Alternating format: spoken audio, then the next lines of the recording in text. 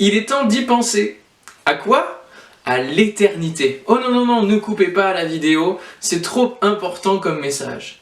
Pensez à l'éternité. Il y a un verset dans la Bible, dans Ecclésiaste chapitre 3, qui nous dit que Dieu fait toutes choses bonnes en son temps, selon sa volonté, et qu'il a même mis dans le cœur de l'homme la pensée de l'éternité. Et je vous invite à penser à cette notion de l'éternité. Avez-vous déjà réfléchi à ce que c'est que l'éternité?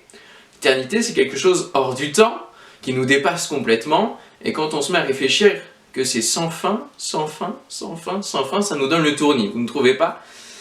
Et pourtant, c'est ce à quoi Dieu veut nous faire penser, et dans ces circonstances, je crois qu'il est bon d'y réfléchir et de prendre un temps d'arrêt pour réfléchir à l'éternité. L'éternité, c'est comme ce qu'il y a derrière ce morceau rouge. Ce morceau rouge, ça représente notre vie. Notre vie qui est 70, 80, 90 ans, pour les plus robustes, et qui représente un tout petit morceau de l'histoire de cette humanité. Ce n'est qu'un souffle sur cette terre. Mais derrière, il y a l'éternité. L'éternité qui continue, qui continue, qui continue, qui est infinie. Et si Dieu nous a donné vie, et vous donne encore le souffle de vie aujourd'hui pour vivre cette vie sur cette terre qui n'est pas si glorieuse toujours, qui n'est pas faite que d'un chemin fait de pétales de rose, c'est pour pouvoir préparer la suite. Il avait prévu une vie sur terre qui était superbe, mais cela a été gâché par l'homme qui n'a pas voulu de Dieu et des plans parfaits, des plans de bonheur, de paix, faits d'avenir et d'espérance, comme le dit la Bible.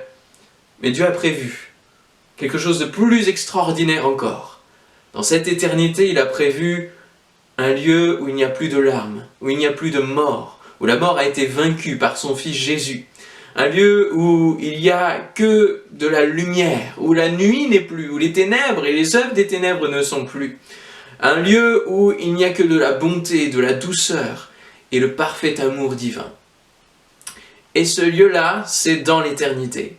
Et pour pouvoir préparer l'éternité, Dieu nous invite à faire la paix maintenant avec lui. Ce n'est pas lorsque nous atterrirons, lorsque nous serons morts, ou lorsque la fin de ces temps, de ce monde viendra, qu'il faudra réfléchir à notre éternité. Dieu nous invite au travers de la Bible, et si vous la lisez, vous verrez bien, c'est ce que Jésus est venu faire en venant sur cette terre, c'est de pouvoir préparer son éternité, ce voyage beaucoup plus long et qui est infini, pendant cette vie-là. Que pendant cette vie-là, vous puissiez racheter le temps et dire « Peut-être que ce serait bon que je fasse la paix avec Dieu, que je puisse en découvrir plus sur lui, mieux le connaître. » Vous avez peut-être entendu parler de Dieu de différentes manières. Et moi, je vous invite non pas à l'avoir entendu d'autres personnes ou de livres ou de films, mais à le chercher, aller à sa rencontre, dans la prière, avec vos simples mots. Prendre un temps seul, ça tombe bien, on est en confinement, et pouvoir lui dire « Écoute, si tu existes, j'entends parler d'éternité, j'entends parler de toi, mais moi je veux te connaître. Je veux avoir une expérience avec toi. » Eh bien, je vous invite à la faire dès maintenant, et que vous puissiez, qu'il puisse se révéler à vous, et vous faire rencontrer une expérience qui va changer votre vie ici-bas, mais aussi votre éternité. Et ne dites pas « nous irons tous au paradis » comme cette célèbre chanson. Parce que moi je n'ai pas envie d'un paradis où il y a des hommes qui ont été méchants sur cette terre, qui ont provoqué des millions de morts.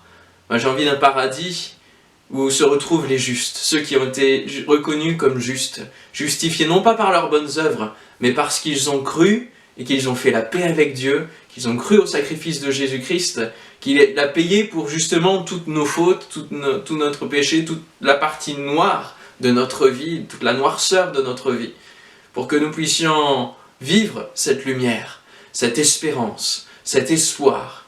C'est lui, et vraiment, lisez son livre, lisez la Bible, ses paroles directement, vont venir toucher votre cœur. Je le prie, je le crois, et je le souhaite pour chacun d'entre vous. Que Dieu vous bénisse, et à très bientôt pour un nouvel épisode, une nouvelle vidéo.